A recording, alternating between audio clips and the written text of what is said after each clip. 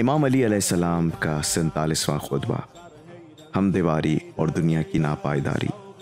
हम्द उस खुदा ही के लिए है जिसकी रहमत से कोई नाउमीद नहीं, जिसकी नेमत से कोई खाली नहीं, जिसकी मग़फ़िरत से कोई मायूस नहीं, जिसकी इबादत को कोई आर नहीं समझता।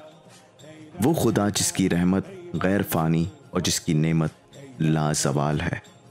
और दुनिया वो सराय फ़ानी है जिसका फ़ना होना और इसमें रहने वालों को इससे जिला वतन होना मुकद्दर हो चुका है। ये बज़ाहिर खुशगवार और सरसब्ज़ व शादाब है और अपने चाहने वाले के लिए तेज़ी से हरकत करती है और देखने वालों के दिल में उतर जाती है। लिहाजा तुम्हारे पास जो बेहतरीन ज़ादे राह है, इसे लेकर यहाँ से कूच कर जाओ और यहाँ रहकर ज़रूरत से ज़्यादा का सवाल ना करो और ज़ादे राह से ज़्यादा इससे कोई चीज़ तलब ना करो।